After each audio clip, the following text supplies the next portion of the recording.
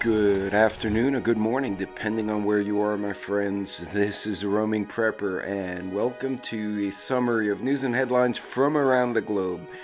Ironically, I did not do one last weekend, which would have been right before, in the midst of the Israeli attack from Hamas. So that was perfect timing because I got to discuss other things. In any case, we have a bunch of interesting stories this week. I sat down and looked through all the headlines that I had collected during the week, and I wasn't sure where to start. So I changed the order a little bit. I hope you guys appreciate it. If you can't hear me or you can't see me or whatever, the audio is awful, please let me know in the comments. Playing a little bit with the format. So the first article is just phenomenal.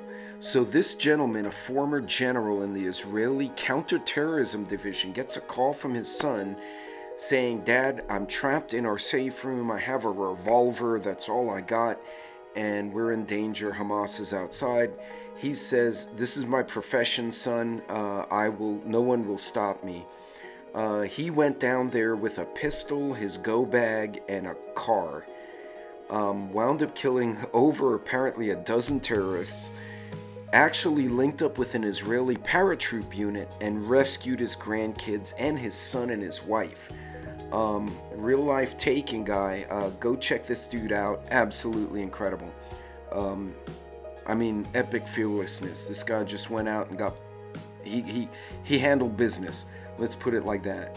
And again, he walked out the door, not tactical, not fancy. He showed up there with a pistol and whatever was on his back. So, on domestic news, the world economy is on red alert with a U.S. recession inevitable as government shutdown looms.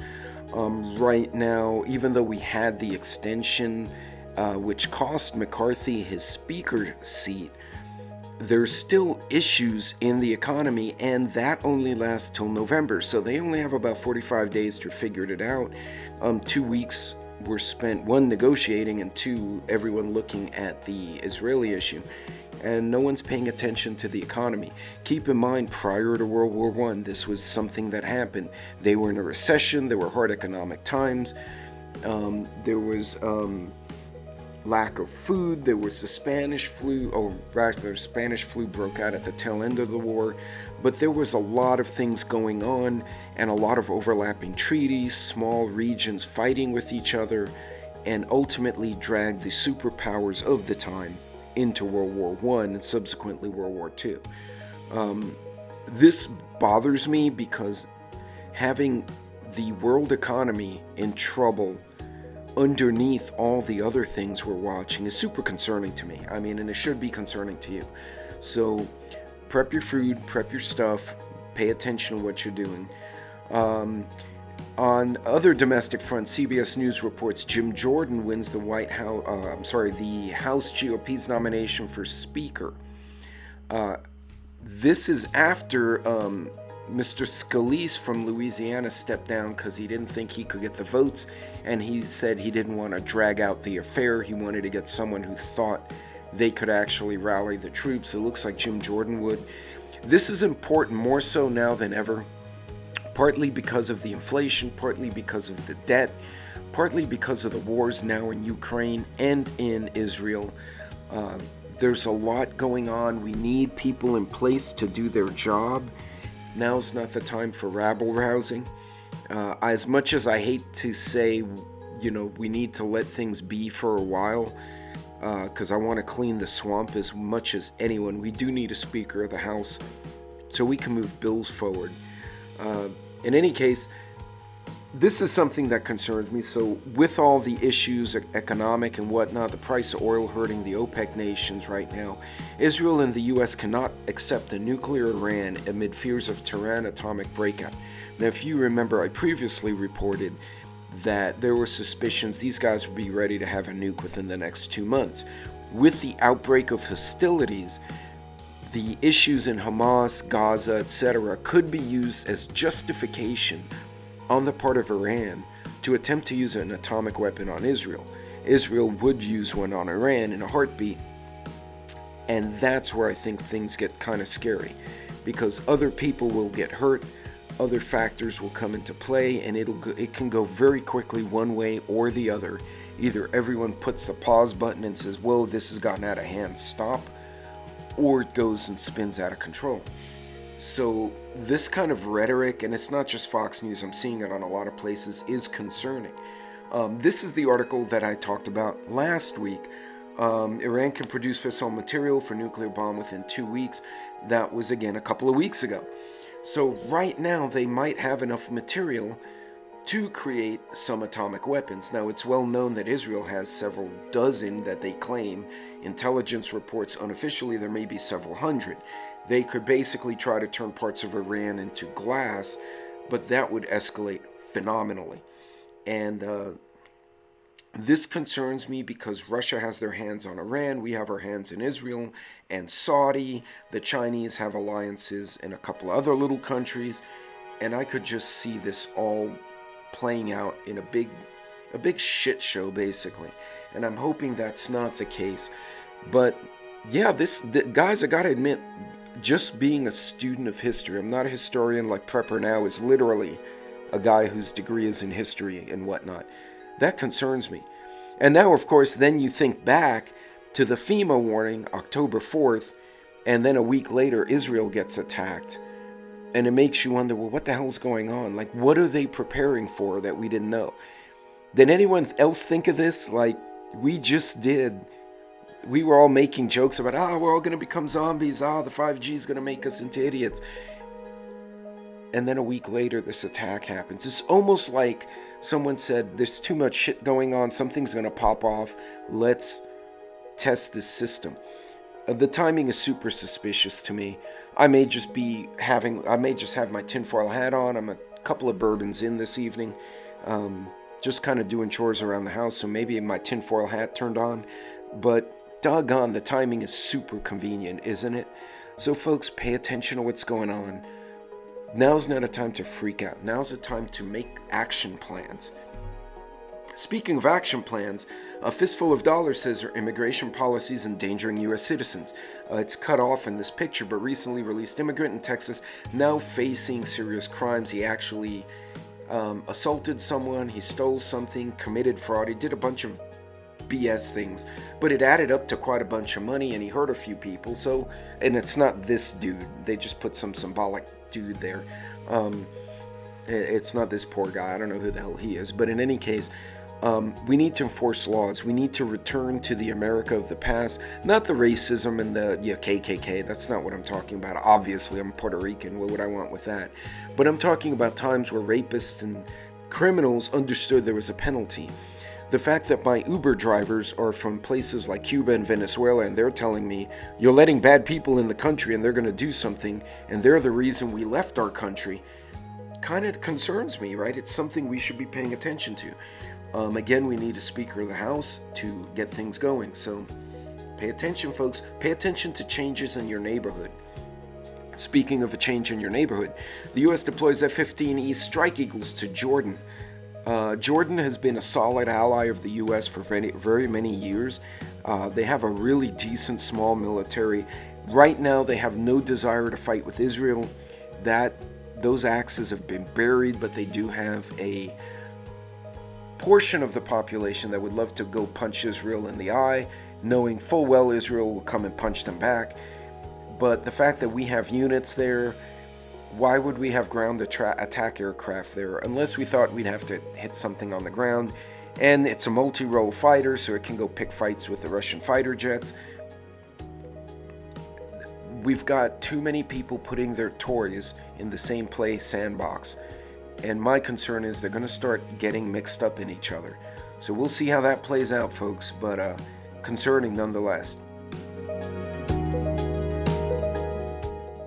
Now, this is an interesting one because I often tell you guys, hey, watch the analysts, watch the financial types, the corporate types, because they study this, like they get paid buku dollars. So someone asks, this is in money-wise, someone asks, Russia and China going to destroy the U.S. economy? And Dave Ramsey's answer was only, quote, bottled water and bullets would work under a worst-case scenario. I want you to think about that. This is a guy who constantly tries to push the economy, push investment, push stocks, buy this, buy that. I don't know what his loyalties are, his affiliations. But when you have guys like him saying bottled water and bullets, that tells you something. When Cardi B, during her coronavirus song, where she freaked out, everyone was making fun of the song because she was being outrageous. Before that, she said, all of you need to quit worrying about your makeup and go put food in your pantry.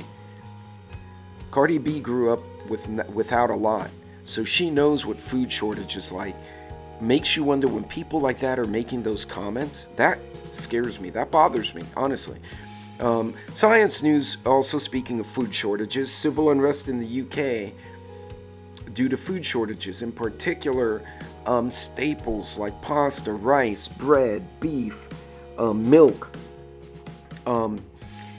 They're basically regurgitating that, which the preparedness community has already figured out. You get 2 or 3 days worth of nothing in the stores, and the people who did not prepare are going to freak the fuck out.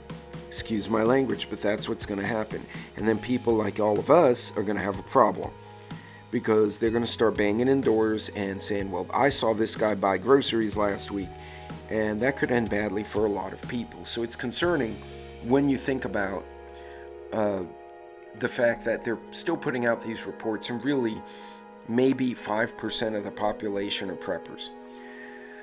So I wanted to change subjects from the Israel thing and the food thing to the active shooter thing, because what the Israeli citizens experienced in just over the border of Gaza, where they were attacked, were basically massive active shooter situations.